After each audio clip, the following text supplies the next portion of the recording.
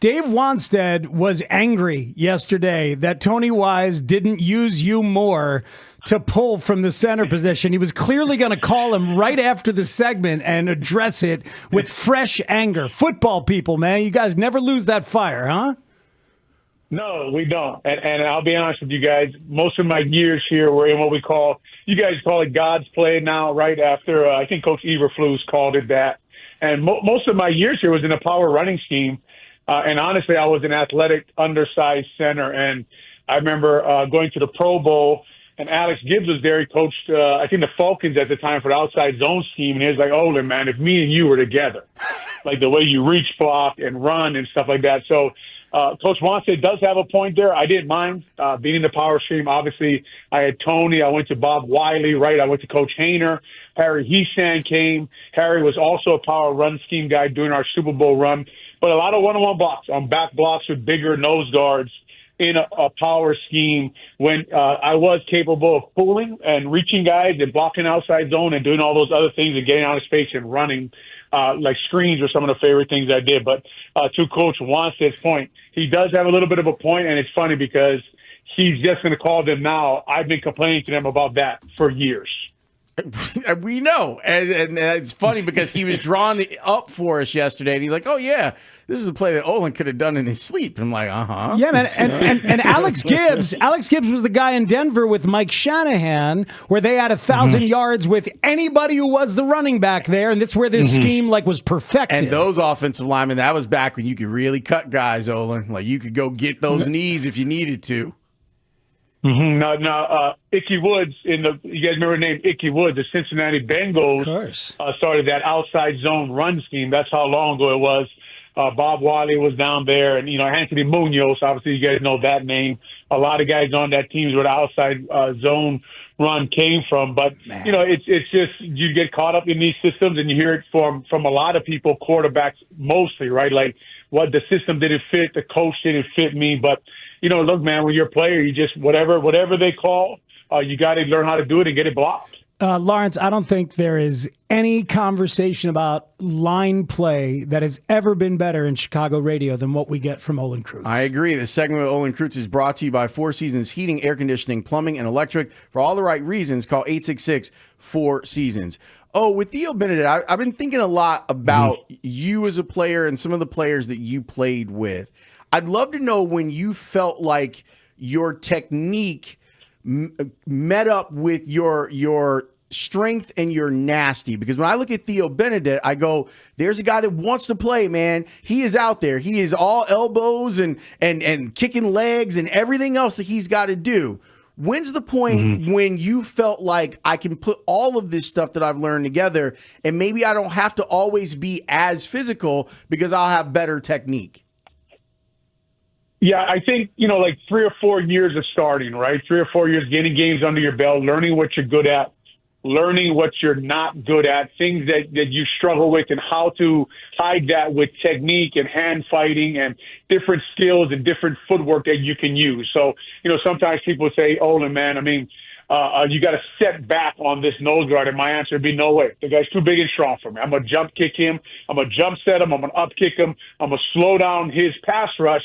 And if games come, I'll read them and pick that up. So ended up being my strength, right, where I could see things and I could overplay big guys and not set so far back to say in pass rush. So Theo just got to find those kind of answers to the problems that he has, whether it be ducking his head, getting run into the quarterback when you're facing a guy like Chase Young. Chase Young has no interest in playing the run, which is interesting to me, but that's their problem, not mine. But Theo Benedict now, a good run blocker like we've been talking about. And they're getting a lot of favorable looks, as you guys have heard me say the last couple of weeks, and I said on the score on Monday that even though Caleb doesn't have his best game, the threat of him throwing the ball obviously was bugging Staley and the Saints, because if you took a look at that film, like I'm sure you guys did, I'm sure you guys are like, man, those safeties are way back, and the Bears always have the right count in the box. By the box, I mean the two tight ends.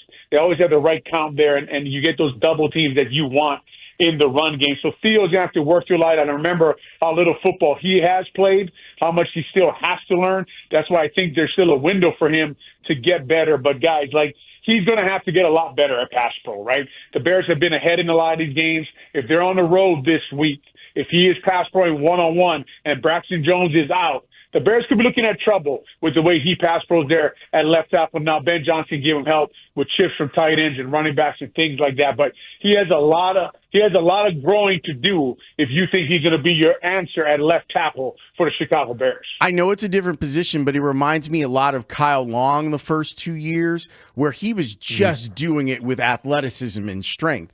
And I remember talking with Kyle about it, and he's like, man, I've got terrible technique, and I'm working on it, and I want to get better at it. You can get along for a little while if you're an exceptional athlete just with some of that stuff, but the technique part of it, the learning of the game and figuring out where your weaknesses is, that's that next step into being a complete pro. That's a good point by you, and the thing to remember is that Theo is not Kyle, right? Kyle was a freak. If anybody ever seen Kyle Long in person, this guy's a monster, right? And when he was at his playing weight, I remember seeing him in downtown Lake Forest, shaking his hand. I walked into Starbucks, and I thought to myself, that is a monster, right? But if you've seen Howard, right, if you've seen Chris, you know that these guys are freaks. Theo is not in that category. He's going to have to find a way to bring his game up to match what he can do in his pass pro. He's going to have to get a lot better pretty quickly here, right, for the Bears to be able to do what they want to do as this year goes on. Olin Kreutz with us here on Spiegel and Holmes. Lawrence shared something in the group thread. It was from Stacey Dales on NFL Network, and she was talking about how one of the film angles that Ben Johnson makes sure to watch every single week is the sideline view of the trenches. He makes sure to watch the line play on both sides of the ball for the Bears and see who's winning battles, losing battles, who's being physical, who's not, and which running backs are hitting the hole hard as soon as they see it. I love that, and I wonder how rare that is for the offensive scheme guy, the offensive visionary, to care that much about the line play in an age of passing here in the NFL. Well, of course, the quarterback coach, offense coordinator watches the sideline view. That doesn't shock me, right? He doesn't watch it from the end zone. But yes, you can see certain things like the running back has to press the hole, which, to be honest with you, Swift still has to work on pressing the line of scrimmage, get downhill, because better teams, more penetration, how early he's cutting the ball will be a problem. But you do watch that sideline view just to see which way the offense, which way they're moving, right? Who's coming off the ball, who's hitting who's winning or losing, so to speak, the line of scrimmage battle, right? From the end zone view, you see all the technique, all the footwork, who's getting under who, pad under pad. I'll be honest with you, I can see what Coach Johnson is talking about from the end zone view. So me and him would have a little a disagreement there with that comment about, well, I watched the sideline view to see who's winning, who's losing. It sounds great. Everybody likes to talk about on the radio, makes it sound good at the podium, but no, the end zone view is where it's at. Even when I go to stadiums to watch football games or watch my sons play, I like the end zone view so I can see the trenches in between the tackle, in the box. I see the hand-to-hand fighting. Sideline view is great, sounds great on the podium, sounds great on the radio. But really, you got to watch end zone view to see who's winning and who's losing and why you're winning and why you're losing those battles. You going to go see your son play at Washington, at Alma Mater this weekend, since you brought it up? Not this week, though. I can't say that. No, I can't do that. Okay. I can't do all that. But, yes, I will go to watch that game. My alma mater, it's pretty cool, right? My two boys will be on the field at where I played college. So, yeah, we'll be in the stadium and watching that game. That's awesome. The first time I'll be cheering against Washington in my life. That's awesome. That's it's a big one. That's a lot of emotional lifting for you to do, Oh. Well, it's just a proud moment, right? I'm an old man. A proud moment for a dad to be back in the stadium that I played college ball at, that my whole family would fly up from Hawaii to watch me play. Now I'm flying in from Illinois to watch my two boys play Washington. It's what, when the Big Ten combined with the Pac-10 and turned into this mega conference, it's the kind of games you were hoping for, you were dreaming about, and it's what it's turned into. So I'll get to go there and sit in the stadium that I played football in and then watch my boys play. It will be fun. It's going to be a good game. Both teams are a good team. Coach Jeff Fish got Washington moving in the right direction. Coach Bielema got Illinois moving in the right direction. It'll be a fun game to watch. Derrick Henry has averaged 5 yards a carry. He's a mountain of a man. He's difficult to bring down. But he's also had a problem fumbling the ball, which you don't expect from a guy that big and strong. What do you think the Bears will try and do to attack the run game of the Ravens? Yeah, it's a good question because when you take a look at this game, right, like the Bears are 4-2, the Ravens are 1-5. Who thought that coming into the year? And then you go through all this film work and you go through all this study and you look at all the stats and you look at the turnover differential. I'm sure you guys have talked about it. Bears are number 1 in the NFL at +11, and Baltimore's 31st, one from the bottom at -7. There's your answer, right? There's what's happened to the Baltimore Ravens, and like you're talking about, Lawrence, they have had those late fumbles that remember the Buffalo game. I think he took the sleeves off his arms because he had won the next game, and it's just Derrick Henry is still a monster, right?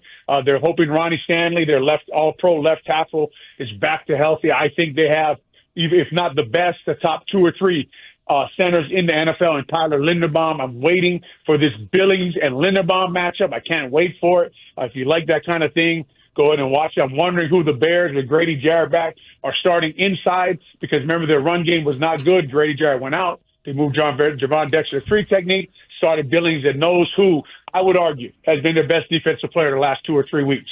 He has absolutely shut down the run. Wow. He's also got pressure in the pass. Talk about Montez's caused fumble. That was Grady Jarrett taking the left guard Penning back into the quarterback's lap, Rattler's lap, flushing him out of the pocket. Montez steps up, causes the fumble. So interesting to see who they go with there in their front. And then, how they use Javon Dexter. I don't think he's very good at nose, right? I don't know if they'll suit up Jonathan Ford this week.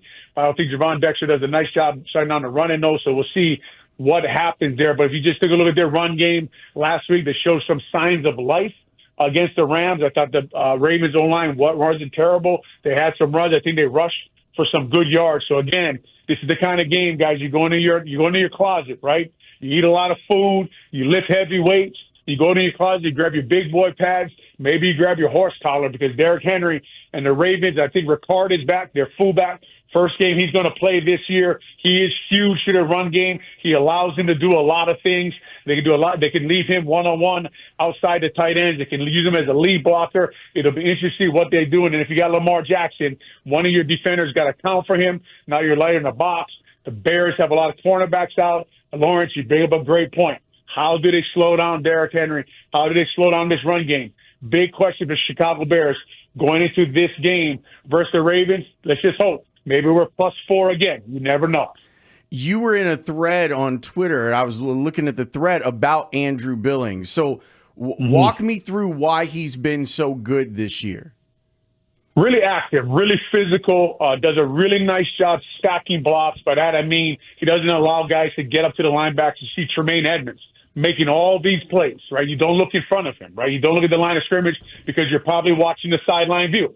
Right, but if you watch Billings from the end zone, he's taking on all the blocks. Or you saw him, they called him for holding last week. Remember that play? They called him for holding. He's holding the old lineman from climbing up to the linebackers. He's also, guys, getting pass rush on the quarterback, which is crazy for the nose guard level. And all these 3rd down and 4th down stops that we've seen through these last couple of weeks, it's been Billings in there, right, shoving centers, good centers, into the running back. Taking guys to the line of scrimmage and changing the line of scrimmage, right? Like Coach Johnson talked about, he watches the sideline view. If you watch Billings, he does that a lot where he walks the guy back. And what that is allowed is for Javon Dexter to move out to 3 technique. And by 3 technique, I mean he's playing on the outside shoulder of the guard. He has a one-on-one block with the guard, and he angles the guy, and he pushes him back, right? He doesn't have to take on as many double teams in there at nose guard with his height. And the guys get under him and move him backwards. Billings in there playing really good football. Nose guard isn't something like you say, 100 things like this and that. No, it's just that guy is kicking that guy's butt, man. Hands low, hands inside, and knocking him back. You have always loved Big Bill. You love enormous men who are kicking ass right in the middle of the damn line. Listen, just look at their record when he's starting at nose guard. That's what I'll ask you to do. Mm-hmm. Take a good look. Right, I don't know what they were last year when they got hurt, but they went 1-8 after that. He came back. They made him starter this year. Look at what they've done. Olin Kreutz, I don't know if you heard, but when Ben Johnson was mic'd up, it became evident that there was a play that was called. It was named after the owner. Here's Ben Johnson mic'd up a little bit. Okay, I want this one here. It's a good one here, all right? On one. Hey, we're going to go George McCaskey here. George McCaskey. So There's a play named George McCaskey. Olin? I tend to think it's a formation, Well, but okay. Here's the follow-up from today. Ben was asked what the George McCaskey play is, and here it is. You said we're going George McCaskey here. We're going George McCaskey here. What is that? That was a short yardage play that week, and so it ended up being Roshan's carry. I think it ended up being a pretty good one for us. What's the inspiration for the name? The formation related? It was a boss play, so it's a boss scheme on our wide zone, and so we felt like that was probably appropriately named. So boss for it's I formation. Olin, short yardage, wide zone. Here you guys go with a fullback. And you would like this play, though. I think you like the George McCaskey play. That's my point. No doubt. So here's the question, though. You guys love trivia. What is boss? Come on, give it to me. Boss. It's an acronym now. What is boss? Back, outside, strong safety, something like that. Back on strong safety. Pretty close. All right, so yeah, it's the strong safety. Right? The fullback gets all the way to the strong safety is the hope, right? Yes. Yeah, a back on strong safety. So that's how you know the line is still responsible for the mic, because on a usual, what they call an ISO play, right? I'm sure Durham Smythe was playing fullback, probably. Yes. That's who they like to use back there. That's, he'll have the strong safety. Now as a center, I know the strong safety is accounted for. I don't put him in my account, and I account for the guy next to him. So yes, a good play. And if you name it that, nobody will ever forget, right? You're always trying to find names that everyone recognizes immediately, especially on short yardage. George McCaskey, it's a good call by Coach Johnson there. It's the one Roshan Johnson play last week where he had an explosive. He had 12 yards on it with Durham Smythe, and he did get all the way to the strong safety. Oh, I was wondering, because you mentioned Chase Young, and you're right, he does not want to play the run. He did play the short wide receiver screen passes really well. What corrections would you like to see the Bears make on those plays so that a guy who's playing wide 9 can't just blow those plays up? Yeah, the quarterback's responsibility, right, to find a window there to get the ball to the wide receiver. Now, he was playing those, Lawrence, and he was playing the boot all day. That's why the run game looked pretty good, because you're the backside DN.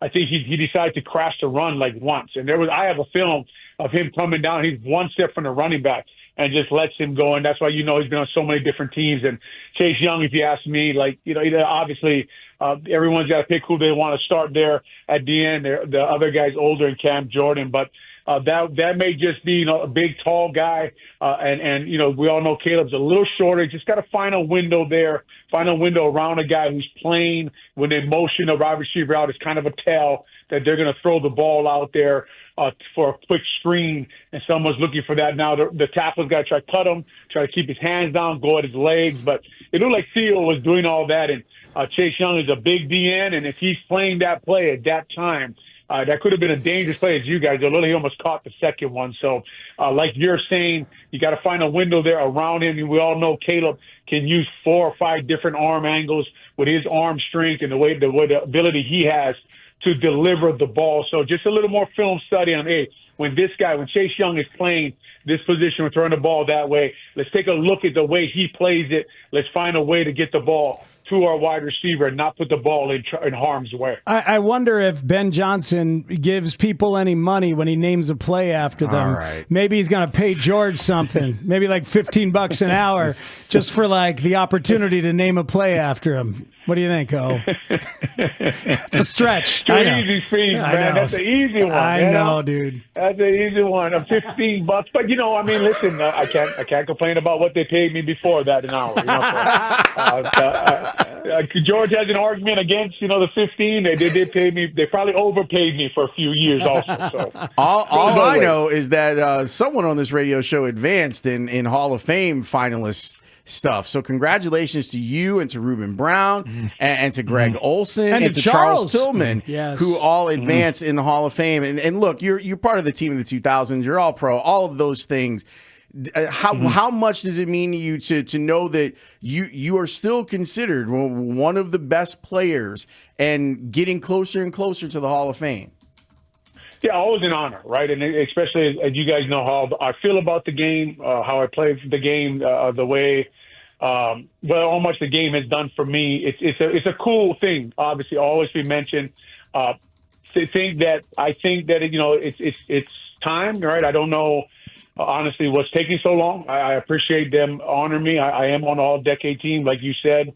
I don't want to give all my stats and pump myself up, but been waiting, right, and hoping, and it would be an honor because no one from the state of Hawaii has gone in. I'd love to be the first, but we'll see what happens. Olin, good luck this weekend. I know there'll be heartstrings being pulled in a couple different directions.